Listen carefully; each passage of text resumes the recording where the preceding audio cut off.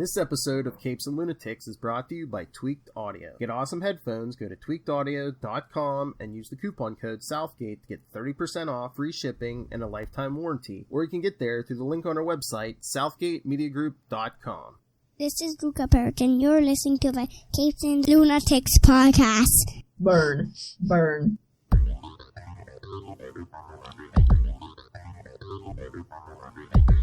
Hello and welcome to another week of the Nightwing News. I am Phil. Joining me as always is... I'm Kristen. Hello. And today we're back for another week of celebrating 80 years of Dick Grayson with the 4 issues of the Nightwing Miniseries from, what's this, 95? Oh, you got the original floppies. Yes, it's September, October, November, December 95. That's what I thought, because like next week when we get to Nightwing #1, the ongoing, that was 96. Yeah. Funny how that is. Yeah, I thought I remembered hearing something. I don't know if they were... this miniseries or one like it was supposed to come earlier or something, unless it was like more Titan-centric or something before they, I don't know.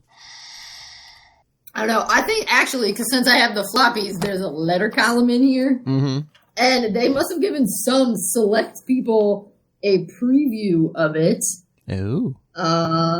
Is it the one in here?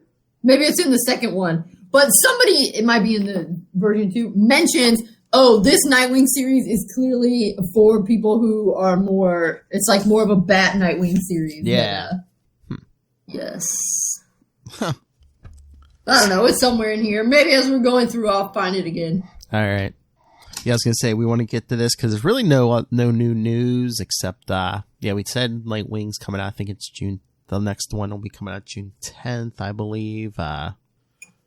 We talked about... we'll know when it gets here. Yeah, we talked about Joker War last time. Not to count our Nightwings before they hatch. Oh, yeah. All right. So this one marks, and I'm not sad about it, one of the last appearances of this outfit. I know, you're all broken up. No, I'm like, woo. I know. So, yes, the resignation. Because it's so 90s. Oh, it's so 90s. No, Bon Jovi. I mean, look at that. Well, yeah, that right there is so 90s, but like this. Oh, it's so 90s. Mm-hmm. I mean, which to a certain extent is nice. It's a nice little time capsule of the 90s. All right, I'm in the trade. In the original, did this guy holding the gun look like the Joker on the first page? Yeah, he does. And I thought that in later version, where's one? Yeah, and then I thought in this picture, he really looks like a bargain basement Ra's al Ghul. Like, doesn't he kind of have a little? I think it's the collar and it's the style of his hair and the goatee. Yeah, it's very Ra's. I think they were. Also, that's like super 90s pose right above there. Yeah, because I mean, it opens up with Nightwing, standing on a rooftop, and there's a group of guys. One has a gun on a girl down in this alley. Until Nightwing jumps down and disarms the guy. Yeah, and then he says goofy things like Kevin Old Sock. Yeah, that's Denny O'Neil. That's Denny O'Neil writing. I know, but it was kind of funny. I mean, like, it kind of fits because, Dick does say goofy little things like that. Yeah, I mean, I just remember from the Azrael series, Denny O'Neil wrote every issue of that, and, like, people talk like that there, too. Oh, did they? Yeah. But, well. Yeah, he's like, you were gonna drop the gun, were you? And here I went and kicked it out of your hand. Yep. Are you Batman? No, he wouldn't be talking. He'd already wrapped you up. I know, like, that was funny. Yeah, so he tells him to move away from the girl, and then he starts punching out these muscle heads. And this is such a fascinating picture as well. This one where taking the pulse of the female victim, Midgie, and he has his glove off in his mouth, and I don't know, it's very interesting. Mm-hmm. Just like with the rope in his hand. I don't know. I was like, surely you could take your pulse through the glove and you wouldn't have to leave fingerprints, but they're probably not going to be thinking about that. Yeah, and I was going to say, I guess they can fingerprint off skin, can't they? Yeah, they can, but I imagine the hospital's not going to do it. But yeah, then after the leader smashes the girl's head into the wall, yeah, Dick takes him down and jump. Without her glasses, she's beautiful. I can't believe I just thought that. I know. I thought that was kind of funny. Does that feel like Denny O'Neil? I don't know. I'm just trying to figure out if that sounds like Dick. I don't know. But then Batman shows up and I mean, I suppose, you know, if you see someone beautiful, you're like, oh yeah, you're really pretty. I guess, yeah. Just like, I can't believe I thought that when I was fighting crime. I mean, the fight was over. Yeah, you know, I can see that. But yes, Batman comes in, and Batman has showed growth and maturity because he manages to not get involved in Dick's fight, and that's good. Yeah. Oh, yeah. Because they're like, oh, he's like, ambulance is on the way. Alfred relayed your message, and Dick wanted him there, but he wanted him to stay out of the fight. Yep. You looked pretty good, of course. You couldn't resist grandstanding a little. The wisecracks, the flying leap. Yeah. Not how you'd operate, huh? Not the Batman style. You disapprove. I didn't say that. You didn't have to. I know, but Batman probably would have broken more punks' noses, so. Mm-hmm. True.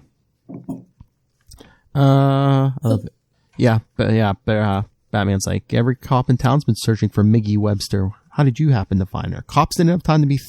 Dick's being the detective. Cops didn't have time to be thorough. He says he asked Miggy's friends who she'd been hanging out with, and I ran a computer check on the names they gave me. Came up with a guy whose record stinks. Badly bruised Kevin Gipley. And then I just followed him here. And then we'll get the little backstory. Just in case someone is picking Nightwing up for the first time. They're like, oh, who's that? Oh, yeah. Because we go through. Boom, now you know. Yeah, it gives them the abridged origin of the circus. So is this accurate when he says, I became Robin, history's first kid sidekick? So in terms of comic books, yes. He's the first kid sidekick. I think, though, Dick Tracy might have had a kid sidekick in strip comics before.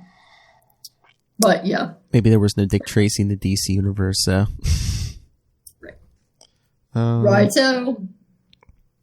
So he's saying about how, at time I was able to handle my schoolwork when I was Robin, but nothing else. No time for football games, no dances, no proms, no girlfriends. Yeah, right. Didn't he have girlfriends? I mean, I think most of the comics, they show him as he doesn't really have a girlfriend. He'll just like take a girl to a dance or something. Mm-hmm. So, or it was very common in the golden age that there would be a girl that maybe Dick kind of liked, and the girl kind of liked Dick, but the girl was more in love with Robin, and so of course Dick had to look like a weenie, and so she would never make the connection. And there's definitely a couple. I've definitely read at least 2 stories, I think, where the girl's like, "Well, Dick, you're nice, but dreamy eye look, you're no Robin." Yes, that's the trope of superhero comics. Yes. Yeah. So I don't think he really in the comics he didn't really have in the actual timeline of the comics as they were written. He didn't really have a girlfriend until he got to college. Yeah. Because I would say Dick as being more of like a sexy guy did not happen until probably he was more like Titans. Yeah.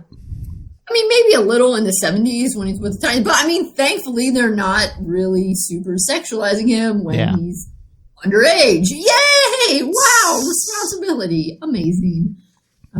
So he was, I mean, because we like to laugh about how dorky, Burt Ward's Robin is in Batman 66, but I love it.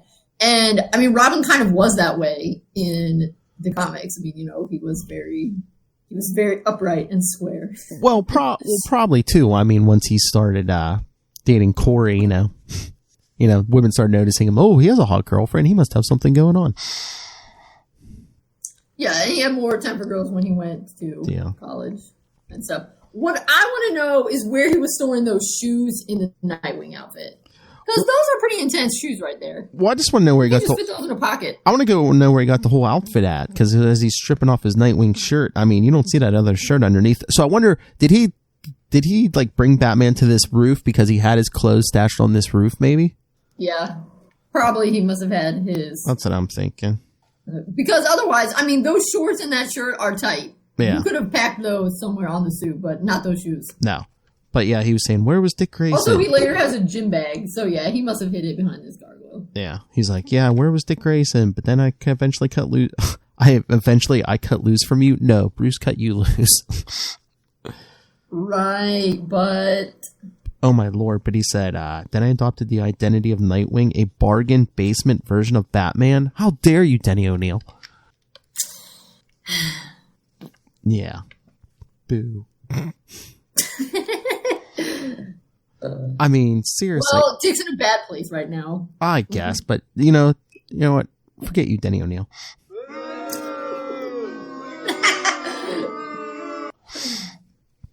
I wasn't as good as you. Nobody could be. Oh, please, you're better than Batman, kid. Come on. He's in a bad place right now. I know. I never felt it was good enough, but a few months ago, or a few, two episodes ago, you asked me to be you for a while. I put on the cape and cowl. They show him punching Killer Croc. You were fine. No, I was adequate, but I hated it. I realized I'm not you. I was never you. I don't want to be you. You saw me rescue Miggy Webster, so you know I'm not doing this because I'm weak, clumsy, or stupid. Yeah, that is kind of like, what? But Yes. I think that works well. This works following Prodigal. Yeah, I guess. And his issues kind of going on there. I feel like some of this stuff in the first issue, Yeah. you kind of need to know he wasn't. Yeah. Yeah. So, yeah, he But, has... I mean, it's also a common thing. I mean, what is it they sometimes say about comics? Because you've got the same character and you just keep producing. I mean, there's only a certain amount of growth they're allowed to have because... Yeah, especially stuff people got characters from Marvel and DC. Yeah, you can only go so far. Yeah, so, I feel like they have to keep cycling through, a big thing for, a lot of the Robins is... now that I'm not the kid's sidekick, am I good enough to, be on my own? Am I just like a half-cocked Batman, whatever. Oh, I'm having a crisis of confidence. I mean, they can milk, you can milk that many, many times. So they do. Yeah. But I just love, I mean, becoming Nightwing, that was one of those crisis of confidences, and I have to be like, oh, my minister at my wedding got incinerated, and so my girlfriend and I didn't get married. I'm in a bad place. Two-Face, okay. I'm still in a bad place. Oh, I'm gonna, succeed, but then suddenly I'm gonna be in a kind of bad place because I'm gonna be all like, oh, is Bruce sending me away to Bloodhaven to get rid of me? I'm in a bad place. Two-Face. Rinse and repeat. Yeah, so yeah, he's basically quitting because he hands the suit to Batman and he says, "What should I do with it? Put it in a trophy case." Oh, is that like a burn, but just like a whole, like a crack about Jason, maybe, just like here, put this one in a case. I'm still alive, but here, put it in a case. Burn, maybe. Give it to Salvation Army? Yeah, probably not that. Burn it. I'd be like, see. Yeah, kind of. It's atrocious. Well, I see Bruce be like, it's Nomex, it won't burn. I mean, yes, probably. Why don't you just throw it down into one of the holes in the cave? Well, actually, we find out years later they just stash it away somewhere because then he wears it during Infinite Crisis. Oh yeah, and then like the whole Rick Grayson thing, you know, when those cops wear the different suits, doesn't he have like them all stashed down in like a secret headquarters? In a trophy case? Yes. Yeah. So okay. So now Dick goes. So then he goes to visit Midgie. How did you pronounce it? Miggy? Miggy? Yeah, that's it. I guess, yeah. So yeah, he goes to see her at the hospital. Oh, see. I didn't notice this though before, but just recently I've noticed this. So like the mother's there in the hospital with her. The mother's on crutches. Yeah. I didn't notice that before. Yeah. So warning signs. And she's in the boot. Yeah.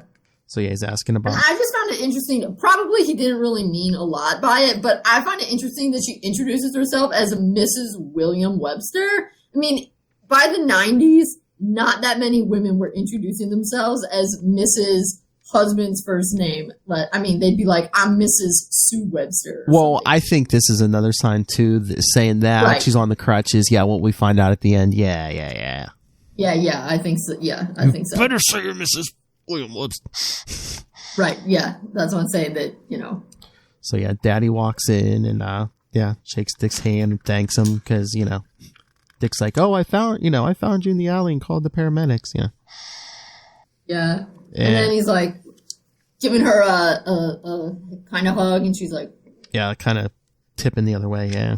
And then this typical thing that people do in fiction all the time, where they're like, "Yeah, let's get together. Okay, I'll call you." What, do you just magically know each other's phone numbers? I mean, this is the 90s. Maybe the number's in the phone book. Maybe. I suppose that's true. Yeah. But still. Yeah. So anyway, I'd be there are some famous scenes in here. This picture of Dick lying in his bed is actually mentioned in the letter column by at least one of the people who previewed it. Oh, really? But then this panel, more importantly, down here, has taken on a bit of a life of its own on Tumblr. At least it had a couple years ago, where Dick has rarely been in his apartment, and he says he has nothing to eat. Maybe I'll call for a pizza, a cornflake pizza. That has become like a thing. Yeah, because he was laying in bed in his underwear and thinking, in bed by midnight. That was the last time that happened, but he can't sleep because he's usually up all night. Yep. And then he has no food. I feel him there. And then he eats breakfast as a wash. And who should appear to save the day? Alfred, because he's back. Alfred! Because he's back. Yeah. And Alfred sets it up. He's like, "I just happen to have this file folder of stuff about you that we've never shown you before." I know. I thought maybe you... I thought maybe you would like it. Here, sir, I thought you would like to look through some of this plot device. Yep. Yep. And immediately he's like, "What? Some crown was threatening my parents. Well, time to go to Cravia." I don't know what's more shocking, the threat or he was thinking about law school. I know. Because I'm like, apparently you surreptitiously finished your undergrad when we didn't know it, because you kind of need that to go to law school. Yeah, and then I just find it weird when Alfred asks him if he's seeing any young ladies, and he's like, "I wish if I were a dead horse, I couldn't attract a female fly." I'm like, really? I'm like, he's attractive. He's had women in his life. Maybe not at the moment, again, he has a date for a coffee or whatever. Again, he could be like, "Oh yeah, I got a date for, soon," but yeah, that's more of I think it's probably to make people feel like maybe an audience surrogate kind of thing, because I feel like sometimes you're trying to walk a line between making this character, their fully fleshed out character, but then also kind of making it someone that's relatable. Because I'd buy that line from Bruce, but I think for being a costume vigilante, Dick has a pretty healthy love life. Yeah. It seems like he usually has somebody. Corey, Barbara, B now. B now, you said. Oh, the current. Sorry. Yes. I thought he said Beano, and I was like, is that another clown? Is that another alien? Yeah, okay, yes. But yes, Pickles the clown sent a note. "If you say anything about what you saw, they will kill you and your whole family. Be warned." because yes, I guess the circus toured Cravia from June 11th to the 25th of that year. Yep. And yeah, Alfred's like, Master Bruce can begin an investigation. No, this has nothing to do with Batman. This is mine. Then we go to Cravia. Sketchy dude who looks like an Atlantic City reject. What? I said that a guy looks like some Atlantic City reject. Oh, but I mean, well, yeah. Well, Dick calls I don't know what Dick thinks he's going to get by calling the embassy. Well, I mean, certain countries. And Prince Ballsick is like, we knew young Grayson would, would think about this, but we should have tied off that loose end 15 years ago. Yeah. But yeah, so he brings in this good old boy. Oh, good Lord. Good old Bernie. Good with an E. That's what I said. He's like an Atlantic City reject. Yes, this is a Denny O'Neil book, yes. My intelligence service says you are a superb killer. They say I'm the best, and you know what? I ain't arguing. So, yeah, he's like, the prince is like, I find this hard to believe. Oh, yeah? What about that guy in the room? Is this guy important to you?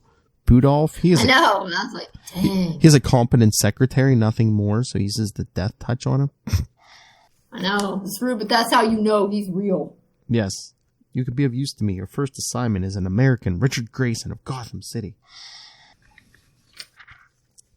So, yeah. Then mostly I want us to focus on this page, which is one of the most 90s pages in comics I've ever seen in my entire life. So whose outfit is better? And I use better in quotes, better. I know, they're both everyone's outfit on this page is so terrible. I mean, Dick's got that white... His arm is so weirdly hairy. I know, he's got the white shirt with the polka dots, and then Mickey looks like she was like right in Poison Ivy's closet. Poison Ivy's closet, except accessorized with fur, so... Or not Poison Ivy's closet. Or like Talia or something. She looks a little like Talia. Oh, it's so bad. But yeah, so... yeah, she kisses But then there's this big thing that I was a little sad looking back that I guess because he's distracted by Cravia. But it's like, I really feel like Dick kind of should have picked up on this. Because, yeah, he just met Midgie and she's like, let's keep hanging out. I could wait with you in your apartment. And then she kisses him. It's like clearly... it's actually in the second one, I think, where she says something that's even more obvious. I don't know. Maybe. I mean, at that point, she just wants to go back to his apartment. Maybe he just thinks she's, I don't know, easy. I don't know. Yeah, I think it's actually it's actually in number 2 where she offers. Yes, it's actually number 2 where she offers to clean his apartment. Yeah. I like, no one does that. That's a big, like. That's not first date behavior. Yeah, something's up here. But yeah. Okay, but before we go on to the next one, I just want to read from Jim Kelly's letter in this column. He mentions, I like this book, but the killer page was the one of Dick lying in bed in his shorts. If Greg and Mike ever get a bunch of wingnuts with their checkbooks in one room, I would guess the auction for that original art would be wild. And you could count me in as one of those wingnuts. Oh, jeez. Oh, good Lord. So yes. But yeah, at the end of the first issue, Dick and Miggy are walking away, and then good old Bernie comes up to Mr. Grayson, wait up, I've got something you're gonna find touching. Yes, and this one, which is actually what I really think of when I think of that outfit. I think his pants have changed color though. I think in the first issue they actually looked more like purple pants. Now they are just jeans. Yeah, or they're almost like gray in the first one. Now they're blue, and like he's really Urkeling it up. I mean, look at those pants are over his belly button. You know what they are. We're so terrible. I mean, I'm pretty sure we're not supposed to read this comic as a fashion critique, but man, the 90s had some suspect things. I know, but yeah, good old Bernie's running up, and Dick's like, I don't recognize this guy. Do I know him? Is he gonna try to ask me for money? Try to sell me something? Because then this picture of Mickey's outfit. Yep.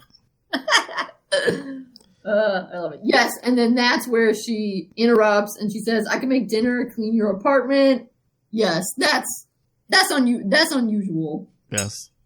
I've got a better... And I'll forgive Dick because of Cravia and because also, obviously, this is for the plot. But I feel like that should have rang a bell in his trained detective mind that something is a little off here, and I don't know too many. I don't think I know any women. Not that I've surveyed all the women, but I don't know too many women that they're so into a guy they offer to clean his apartment. No one wants to do that. Not on the first date, no. Yeah, I think it's going to take a lot of dates before you get to that point. Exactly. Oh, yeah. Also, Dick's ridiculous shoes in this one. Okay. Are those like loafers? Yes. Yes. Yeah. So he says, well, he says he's going to take Miggy home, and then ask good old Bernie, can I get a rain check? Sure, can get you later. You could take that straight to the bank. Right, and the other thing, when Miggy's like, can you stay for dinner, too? Mm-hmm. It's like, dude, alarm bells. But yeah, because good old Bernie calls the prince. He's like, is Grayson dead? Not yet, but you can bet when we wait for him in his apartment. And then Dick says he has some kind of mirror. He can see it reflected. Oh, yeah. Boom. Because when he gets into a fight. When he gets home, he sees the luminous watch dial reflecting in the mirror. And then they have a fight. Yeah, and then, of course, they're getting again about how, a little lack of confidence. Kick's okay. It's not perfect. It's a long way from perfect. Well, this is weird. It's something Denny O'Neil did in the Azrael series, which kind of made sense. But it's like, Dick's like, my timing's off because I'm not wearing a costume. It's like, really? Like Azrael, like he was programmed from birth to be an assassin. I guess part of the programming was like, if he was wearing a costume, like it really unlocked his fighting skills. But that should have no impact on Dick, should it? You know what he should have said? He should have said, I'm a little bit off because I don't want to ruin this amazing outfit. Oh, they're going to say these damn loafers are throwing off my balance. Yeah, this polka dot shirt, I don't want to get it ripped. I'm like, legit concern. I don't get this loser's blood all over my polka dots. Exactly. Do you know how hard it is to get blood out of polka dots? So hard. And when he's throwing a pretty decent kick because you see all those bats flying around when he does. Right, yeah. How did they get in there? Just like the first issue. But yeah, good old Bernie jumps out the window, breaks the window. Breaks out the window. He's like, runs down a rope. Yeah, because he had a rope. He had a rope waiting. Bruce himself has used this one, so have I. And a motorcycle with the engine already running. Yep. So this guy's a pro. Mm-hmm. And Dick feels like King Doofus. But good old Bernie dropped his cellular telephone. Yeah, look at that. Look at that, kids. Look at that brick. Look at how big cellular phones were in 1995. Yep, so he picks it up and hits the redial button, and State House of the Duchy of Kravia. And he's like, Kravia? This can't be a coincidence. Yeah, and he's right. It's not. Then we get, what's up with this random dude calling the Duke his son? That's weird. Yeah. If he's that guy's dad, shouldn't he be the Duke? And he's like, that's how hereditary monarchy works. And he's like, why did you try to kill the Grayson boy? Because he should be killed, and that is, I say so. That is reason enough. And he puts his father in protective detention, which we find out later is not very nice. Well, he points to the scars on his face and like, I am exactly what you made me, inside and out. But then back to the Batcave.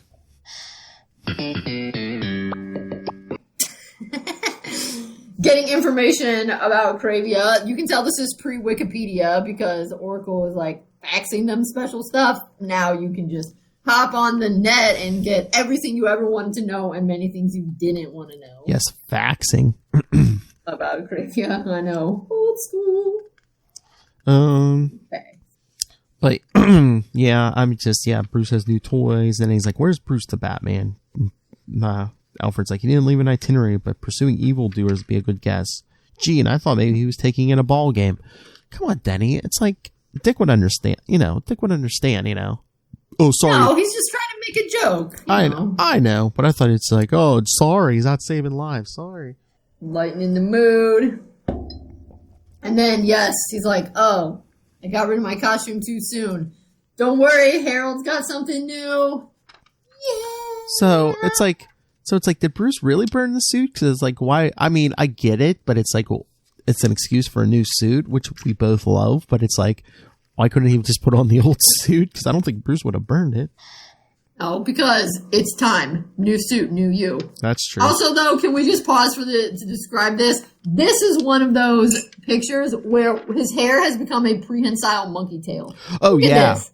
Just like in Contagion, yeah. His hair is like 6 feet long. I was going to say, the ponytail's almost as tall as he is, yes. As you'll see, because I believe I made this the artwork for this episode. So Yeah, I mean, it's funny. And every time I see his tail like that, I think now I'm calling it a tail. Every time I see his ponytail like that, I think he should be able to like use that as, another jump line or something because it's so long. I whip my hair back and forth. Yeah, because Harold built this suit with a bunch of gadgets. That's right. It's stuff he's already developed for Master Bruce. Bulletproofing, weapons, a communications link that will relay from your apartment telephone. Because I guess he doesn't have a cellular telephone. No, we know because he's like 78. He doesn't do cell phones. Yeah. And then we get a hint that will help with the big speech at the end. He's talking about how, I like old times where we were just chilling as opposed to Batmaning. And then he says, I got a glimpse into Midgie's family. It made me ache for what I never had. But he's going to be singing a different tune at the end. That's right. So, yeah, he's working out. He practices with the costume and stuff in the cave. And then he pays... Get some random dude to take him so he can parachute down. Climb the crab, yeah. A costume? I'm like, was Dick not wearing his mask before? Because the guy's like, a costume? Are you going to a masquerade party at 3 a.m? Yeah, in a foreign country. Maybe the guy couldn't tell in the shadows. Because wasn't Dick wearing like a...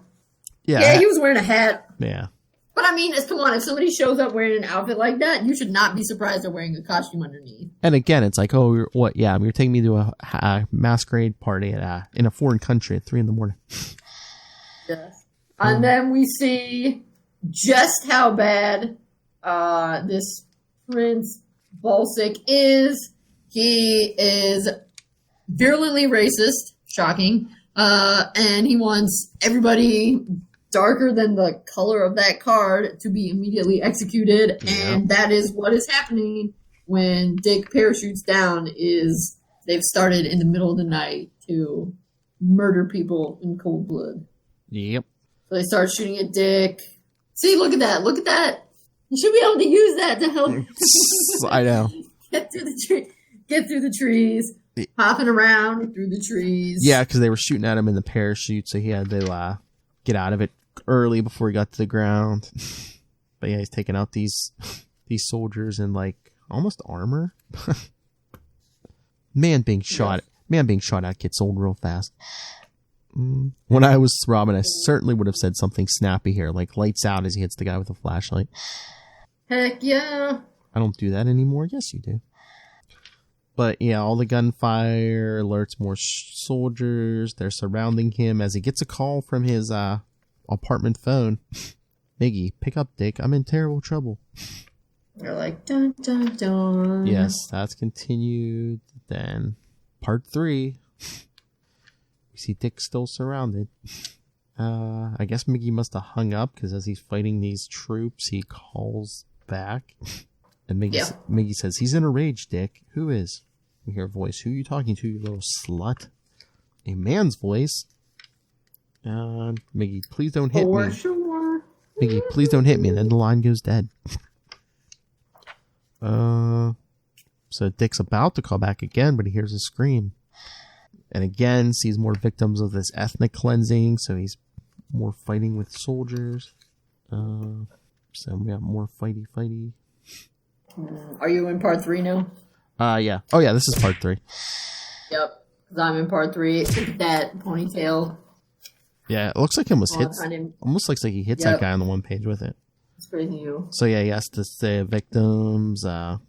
First you speak English, and, Yes, this sets up for one of my favorite panels in Nightwing. So this guy's like, yeah, I'll help you get in. He dresses, but then he hits Dick.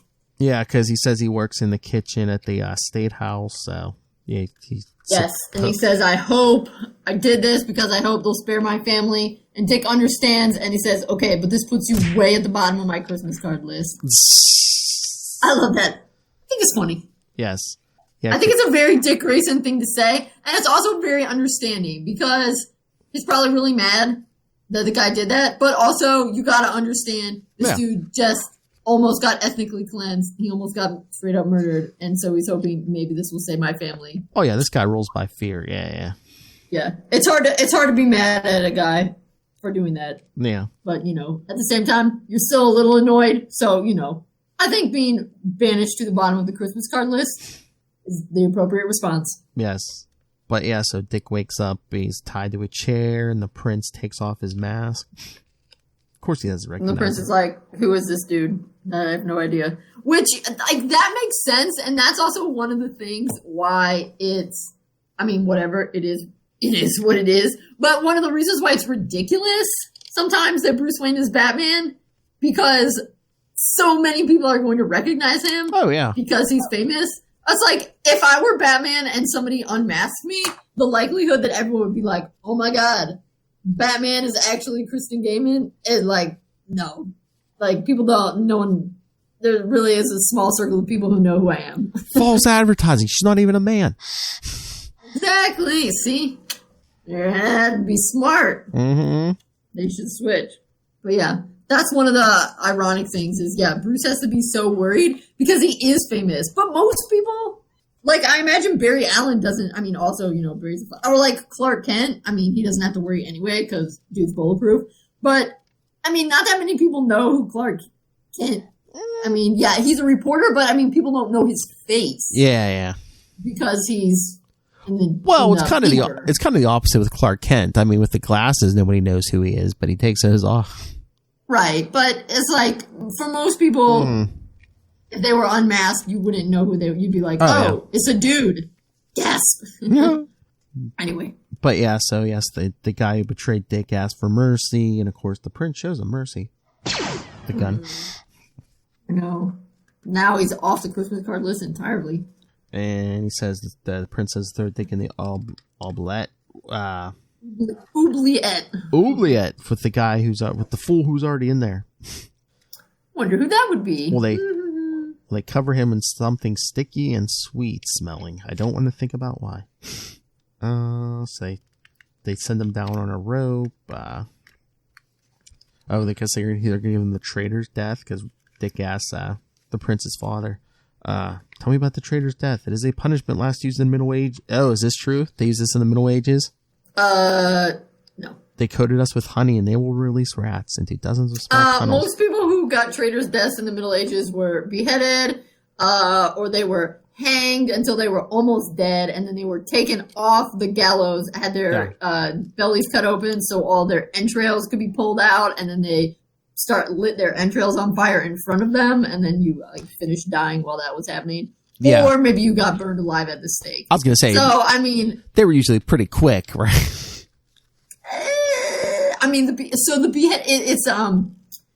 Beheading was for elite people, nobles and stuff, so your social class played into it a lot. But this is more like a Batman 66 death. It's just like, here, let me put you in a death trap and leave the room so you have time to escape. Yeah, it sounds really, really horrific, but I don't know yeah, sure, is it possible it happened? Yeah, all kinds of things are possible, but yeah, we don't really read too much about. These oubliettes, that's how I know how to pronounce it. It's comes from the French word for forget. It is like a tunnel that you would just maybe drop people down in there and forget about them. But yeah, I don't know as necessarily. It actually seems like a very Edgar Allan Poe version of the Middle Ages, kind of like The Pit and the Pendulum, where the guy's worried about the rats. But rats are creepy. Yeah. But yeah, Dick tells the old guy to pull the knife out of his glove and cut him loose because the idiots didn't search him. They are rank amateurs. Yep. So Dick takes the rope they lowered him down on and starts climbing up so he can pull the guy up. So he's asking about the Haley Circus years ago. And the old guy says, yes, I will go to hell for my part in it. He's talking about when the prince was young and horribly scarred. The father died when he was 6, and according to our laws, he became Kravia's sole ruler, an insanely brutal tyrant, according to our customs. He ordered thousands of innocent civilians slaughtered. The leader of the underground movement, who were you? The leader of an underground movement dedicated to overthrowing the government. I had a son, Kemper. He was the same age as Kravik. They shared the same complexion, the same build. I decided to substitute my son for the prince.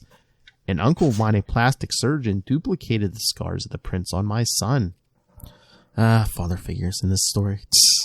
I know, I mean, there is such a thing as makeup. Also, isn't the point, if you're a leader overthrowing the government, that you can overthrow the government and install someone new?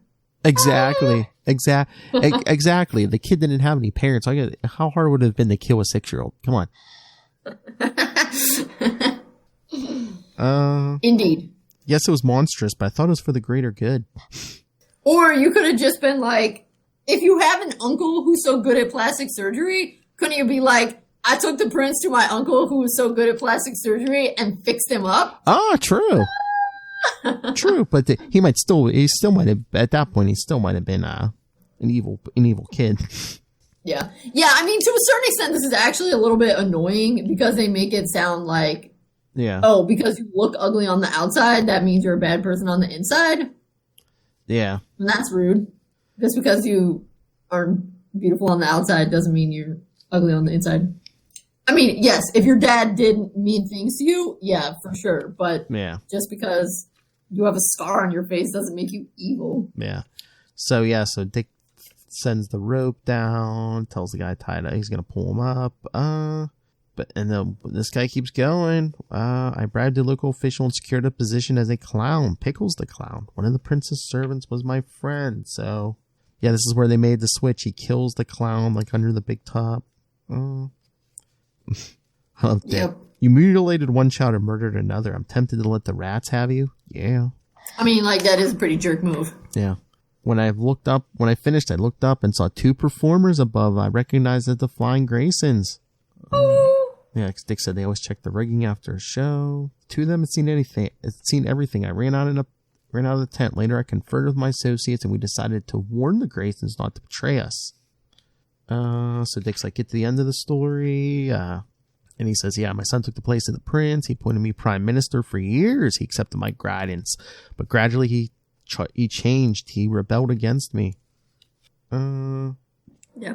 But yeah, he says, Kemper became worse than what he replaced. And Dick's like, I don't care about any of this. The Graysons, what happened to the Graysons? What? No, it's true. It just makes Dick sound like a jerk. Like, stop talking about how your country's going to shit. Quit talking about all the thousands getting murdered right now. Tell me about my parents. But he says, they had no choice with the Graysons, and Dick's like, you didn't. Maybe I don't either. And he starts cutting the rope. But then even Dick's like, no. Like, just kidding. But then a guard comes. He's looking into the grate, and Dick reaches up and punches him. Gets the keys off him to unlock the lock. He pulls the guy out. He tells him, save it. If I'm my way, you'll spend the rest of your life in a cell. As they're about to leave, the guard sits up and shoots them. Which brings us to the dead part, or the last part. Issue 4, Dead Simple. And we see, Dick's getting shot and cursing himself for not hitting the guard hard enough. The outfit's bulletproof, but 9mm slugs hurt no matter what you're wearing. Because his left arm is numb. So he kicks the gun out of the guy's hand, flips up, takes him out with another flying kick. He's thinking about tossing the guy down the oubliette, but there's thousands of hungry rats. Nobody deserves that. He does deserve one more love tap. And they need to get out of the country. Yep. Because this is, and that seems fair, this is more than something that Dick can stop on his own. Mm-hmm. Yeah, that just seems weird. I mean, I get it. It's realistic that you couldn't, like, overthrow a country in, like, in a couple hours or something, but it's just like, they just, like, leave the kid in power. I know. It kind of seems like, I feel like in a lot of other comics you would go and, like, beat him up and, tie him up and say, yeah, this guy's a bad person. Stop doing that. Yeah, it'd almost be like, yeah, Dick would like kidnap the kid to America where he'd be charged with like war crimes or something. Yeah. Or like he would meet in the oubliette, like his secret younger brother who's a good person. And so they're like, let's just overthrow this guy and pop in this new one. Exactly. So, I mean, I suppose it's, a little better that. Yeah, so Dick and the old man just escape again. we don't get any again. This is so weird. It's like the prince like doesn't get like his comeuppance, does he? I suppose we're supposed to figure. Yes, I mean this is actually placing a lot of hope in our international geopolitical system because I think we're just supposed to assume that as soon as they get to the United States and the old prime minister is like, this is what this guy's doing, that everybody will like run in and stop it. Oh yeah. But it's just so weird. I mean, for a superhero comic, it's like Dick doesn't even like slug the guy on his way out or anything. They just like escape and head for America. At least one punch. Like I said, and I think unfortunately it might be placing a little too much. Yeah. Because wasn't there ethnic cleansing going on in the 90s? And people were like, hey, there's ethnic cleansing going on. And the world did not do enough to stop it. There's no oil there. Who cares? Ooh. Well, that's what I'm saying. That's the mentality of a lot of these people. It's just like... Right. So... yes. It would have been nice to see Dick, at least punch the tie kid. up Something. jerk-face Prince and... Or tie him to a tree and let those brown people he was shooting come at him. Yeah, but that they can't do that. Yeah, that's not the code. I know. Well, that might be Wonder Woman's code. Oh, there you go. Did that happen? That would have been a nice little ending at the end. Just be like, oh yeah, Superman visited this country. But took this guy away. Yeah, really. Yeah, so Dick and the old man, charter another plane, fly to America, where the old man gets taken to the hospital. It's like, how long was the trip from Kravia to America? It had to be a couple hours. So the guy was just like bleeding out in the plane for a couple hours. I don't know. Maybe they chartered a Concorde jet or something. No, it's just like it's like a small little I know. Well, maybe Kravia is not in Europe, or maybe Kravia is like down in South America or something. I mean, even though maybe it's a tiny island in the Caribbean that's only like 4 hours away. So Dick, once they get to the airfield, an ambulance takes the old man to the hospital. Then he takes a cab home, checks his answering machine, and hears a message from Meggie, and he's like, "Oh no, I forgot all about her." And then boom, old Bernie is there. Well, Miggie's like, he's drunk, he's crazy. Who? My father. He's got a gun. And Dick's like, I'll be right there, rushing for the door. And there's good old Bernie. We got unfinished business. Look, the man who hired you, Kravik, is probably running for his life. He's finished. Don't make no difference to me. I took his money. I'll do the... Wouldn't that be the best thing? You get to keep the money. You don't have to kill anybody. I mean, yes. I mean, that's what I would prefer to do, but I assume that if you go into business as a hired killer, maybe you get a certain special joy out of murdering people. Yeah, I guess. But they even tells him, fine, you want to fight me? I'll meet you later, but not now. Good old Bernie says, no deal. You took me by surprise last time. I wasn't expecting a snot like you to be a scrapper. But he goes for the move. Good old Bernie, because Dick says, thinking, I recognize the move. Something Bruce once showed me. The death touch. They smacks him. Not today. Also, they have this epic fight where, I don't know, that really makes me think of Wolverine, that last picture where his air jumpsuit or whatever is ripping. Oh, yeah. I think it just feels like somebody went with the Wolverine glasses. Well, yeah, because good old Bernie rips this. Because once again, I guess enough of the Nightwing suits poking out, his fighting skills improve. Mm-hmm. So yeah, he knocks out good old Bernie, and then takes off the overalls, puts on a pair of street clothes over his suit, and hey, look! I was like, you'd think you would take the suit off.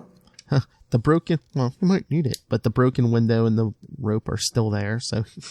I mean, yeah, it's like the window I never got fixed. Yeah, because didn't this just happen yesterday? I mean, I don't think you can get a window fixed overnight. Especially when we don't call anybody. I'm surprised Alfred didn't have it fixed.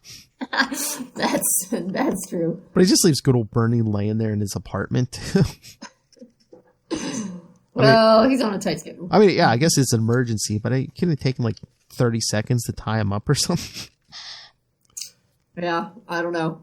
Maybe he figures Bernie will run away in shame after getting defeated the second time. I guess. But yeah, so he's on the motorcycle, good old Bernie's motorcycle. Yeah. Calling Maggie, and she's like, he's been like this for years, and lately he's gotten worse. That's why I hired those men to kidnap me. Mm-hmm. I was taking drugs, and I met them at a place where I was buying. I thought if I was in danger, he'd care. He stopped. But the men decided to make it real, to kill me and collect the money. So Dick's like, I'm a mile away. Then he just hears, Daddy, please no, don't. The gun, Daddy, don't. And we see Dick pull up. He hears a shot. He kicks open the door, and there's Miggy standing there with the gun over the body of her dead father. She's all beaten up. Her mom's beaten up. Yep, so she's standing there, basically in shock. Black eye. Yeah, Dick takes the gun off. Rip. The cops come, and the detectives, and the guys who deal with dead bodies. Yeah. I don't know, like the coroner, the ME. Yeah. They do their work. Then everyone goes away. I know. I will say one thing. I think it's later in the Nightwing Secret Files where he's talking with his kind of mythical version of Jason, and Jason's going through the women he knows and like, you sure know how to pick on them or something. And they make some crack about Midgie and her being a murderer. And I don't know. That's like really always kind of annoying me. Oh, is that... I think I was just reading this. I think it might be the one where him and Tim are on the train. You know, where they're like... Oh, that might be. Yeah. Yes, yeah. I think there is in the Secret Files, they mention Miggy as well. I was like, okay, yeah, he went out with her for a coffee date. Like, that doesn't make... Exactly. It's not like they were married. And then, yeah, and when Tim's like, you know how to pick him, she's a murderer. I was like, well, one, she wasn't a murderer when he went on a date with her. But also... self-defense. She killed her abusive father while he was abusing her and her mom. Yeah, self-defense. Yeah, it's just... Yeah, that is so weird. And I've had this problem with one or two other comic book characters, too. It's like, oh, yeah, there was his girlfriend. It's like, really? Again, they had one date, they had one coffee, one kiss. It's like... How long did... Right, so yeah, it's not his girlfriend, but also, like, she was a woman who needed help. Exactly. Like, she's abusable. Like, why are you all like, oh yeah, you dated Miggy, the murderer? Oh, what? Oh, you mean I went on a date with a woman who'd been abused her whole life by her father? Okay, yeah, geez, I'm so terrible. Yeah, sometimes, yeah, and I think sometimes it's not just with, I think that was a Chuck Dixon thing, it's not just a problem with it. It's not just a problem in Dick's comics. Sometimes, you know... Yeah.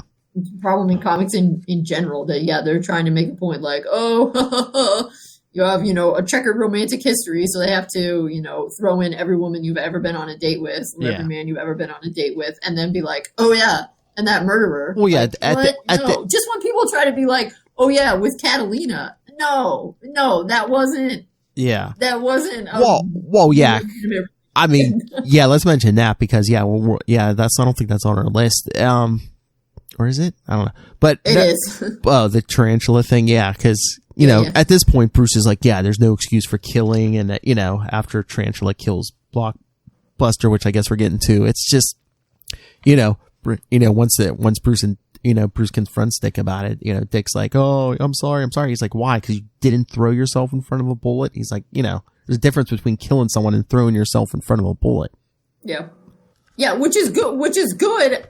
I wish that they could then take some of that, like, insight they use to look at that and apply it to Mitchie's not a murderer. She's not just killing her dad for fun. Well, I think too it suffers from they try to like condense that whole thing down into one sentence. Yeah. But again, they could have been like, oh yeah, well, the girl who killed her abusive father, boom. Yeah, or you could just not mention it because. Yeah. Again, that whole that relationship, if you could even call it that, lasted what, a day?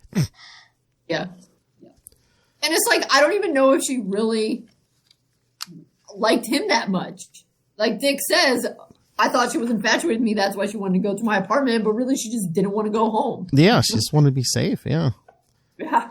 So this thing finishes up with Dick going to the hospital to see the old man, Von Cart. He's like, you never finished telling me about the Graysons. And he's like, no, we did not murder them. Oh, I won't lie to you. We were considering it when we read they died in a circus accident.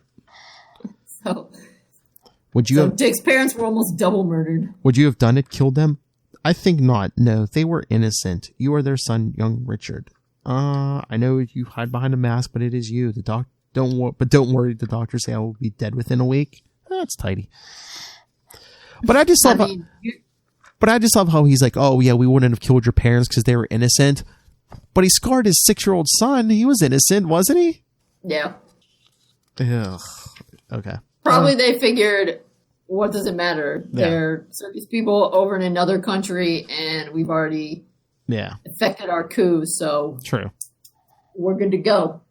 Although, also, I don't think this really... don't they mention somewhere in here that the prince... Oh, yeah, Barbara, again, how we're all loosey-goosey with the timeline. Barbara mentions that the prince is about Dick's age. Yes. And in just right before, in Alfred the Return, they say Yank about 21, and now it's been 15 years. So now all of a sudden Dick's been orphaned when he was 6. Yeah. Especially at this point, they had no idea. They're just shooting breeze. I mean, it's fine. Timey-wimey. Yeah. But, It's not so much that it bugs me. Sometimes it does. But mostly I just find it interesting to, like, count up all the different ages that I know. they get mentioned. But then this thing, it's like when Von Cart asks him, young Grayson, do you still wish you had fed me to the rats? And Dick's like, no, you're innocent too. No, he's not. No. He killed one. I mean, I know the kid was a brutal whatever, but he killed one kid. He scarred his own son, turned him into a monster. Yeah, I think he could have said... Yeah, he could have worded it a better way. He could have been like, no, you were trying to do a good thing and you kind of messed it up. Or also, no, because nobody deserves to die by being eaten alive by rats. That's the true one. I think it would have been, I think the truest one would have been like, it's not my place to judge you. Also that, yes. Yes. Also, no one deserves to be killed by rats. Plus, I don't kill. Yes.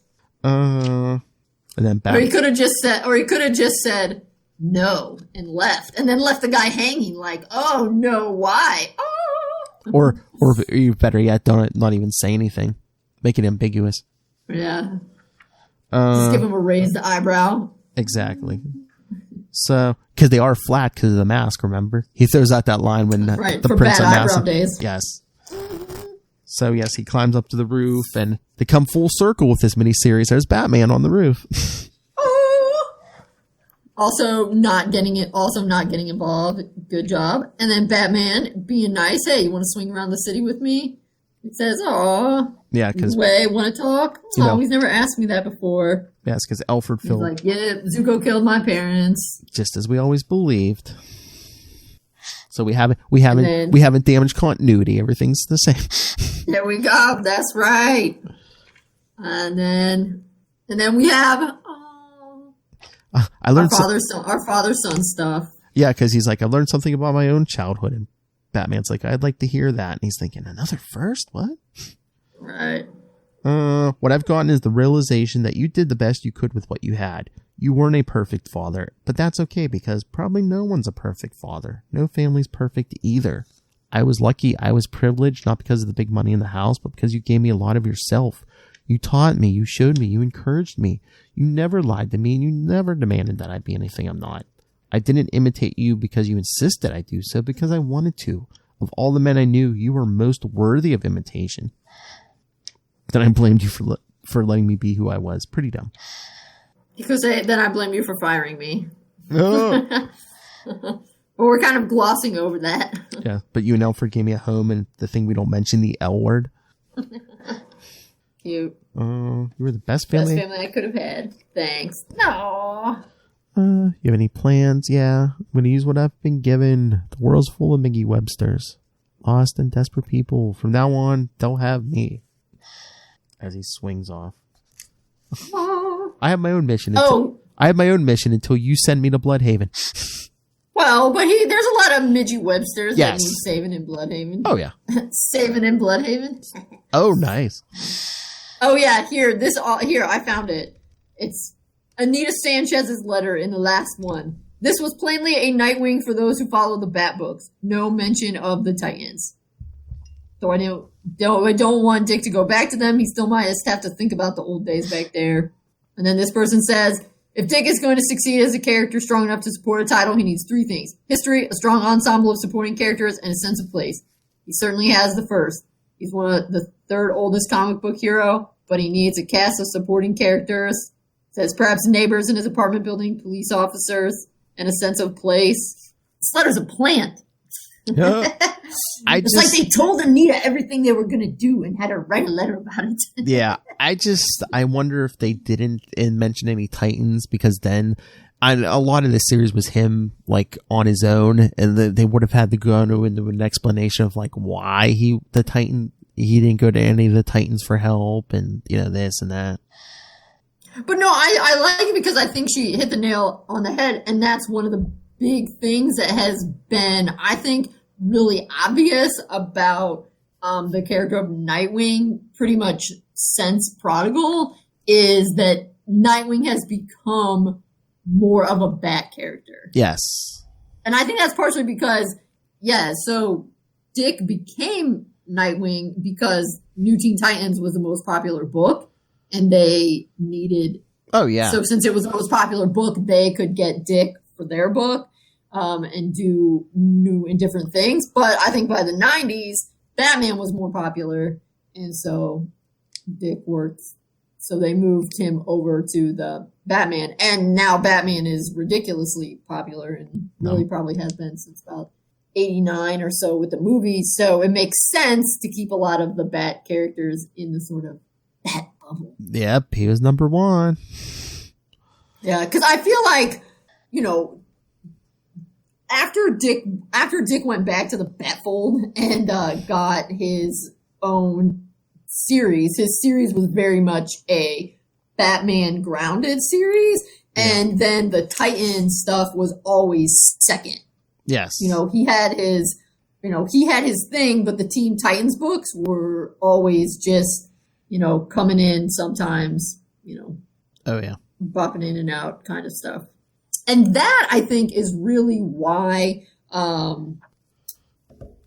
Dick and Tim are so much closer than Dick ever got with Jason. I mean, obviously, they went through all the stuff of, this is how we, introduce Tim, and Dick is a big part of Tim's introduction, yada, yada, yada. But Dick moved, pretty early on in Tim's career, Dick moved back into the Bat books, so he was more around to do stuff with Tim, as opposed to he was much more of a Titan. He was a Titans character.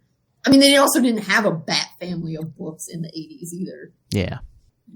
There we go. So now he's in the awesome Finger Stripes costume. We just got to get rid of that bad hair. Yes, and as we were talking before we jumped on here, yes, the next episode starts his ongoing series, by Dixon and Scott McDaniel. So yes, next episode will be issues 1 through 3, and also issue 6. That's the one where Tim comes to town, Oh, yeah. And then follow that with the episode after, which will be issue 8 and 10 and 11. Okay.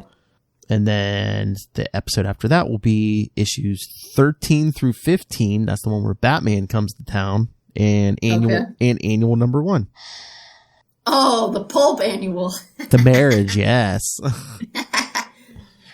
I like that annual. I think it's such an interesting story. Again, I wish that they had not weirdly tried. It's not that big of a deal, but I think in some later things, people try to talk about it and incorporate it as like an actual canon. And I think it works much better as an Elseworlds, as like a theme story. Because the theme was it's a pulp story. Yeah. And so I think it was, like a pulp cover, but also a pulp fiction kind of story inside it. It works the way they... that was another Devin Grayson, I believe, and I think so. Yeah, and the way she wrote, I mean, it can work. I think I've heard, what was it, in continuity, it might take place before issue 1 we're covering next time, but yeah, it's just. I think the thing for me about why it's easier to think of it as not continuity is because it's a fun story, and I feel like it would make a hilarious fan fiction story or, something like that. Yeah. But when you pause for a minute to think about it, it's a huge jerk move.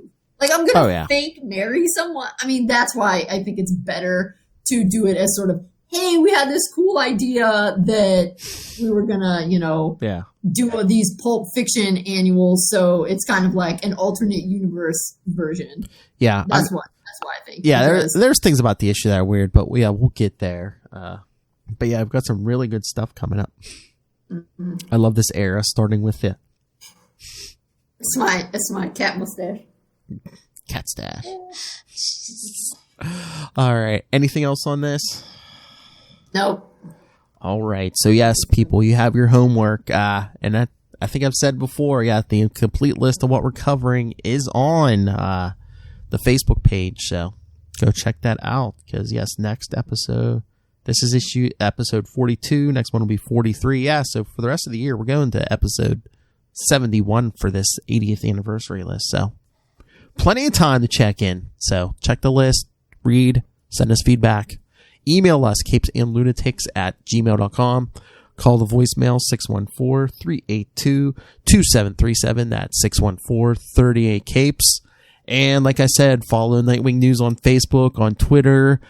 Follow everything. You can watch us do this. You can watch the video on the Capes and Lunatics YouTube channel. Find the link to all of that all in one place. That's Linktree, linktr.ee/capesandlunatics.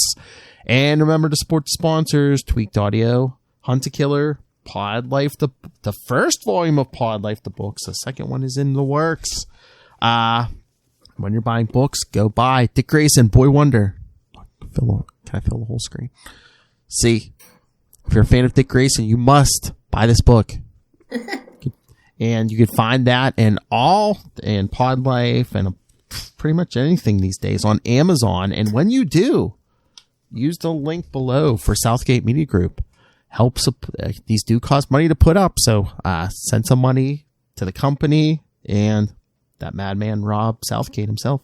Go back and look at my history, and you will find out I am right so much more often than I'm wrong. Mark my words. Madman. All right, so you're not plugging, I know, because I just did your plug. Yep. I feel like Dr. Evil over here, though. I'm sitting here petting my cat. Freaking sharks of freaking laser beams. All right, so thank you for joining us. Come back next time, like we said. Start the first ongoing series with Nightwings 1 through 3 and issue 6. And again, go pick up Dick Grayson, Boy Wonder. Don't judge her because she uses a cat as a mustache. This book is good. That's awesome. That stash so fast. Makes me look like Mario from Nintendo. Mario. So yes, I cannot wait. This is like one of my favorite eras, the ongoing series, first ongoing series. All right, join us next time. Same wing time. Same wing time. Same wing channel. Nightwing News. Keep flying, Graysons.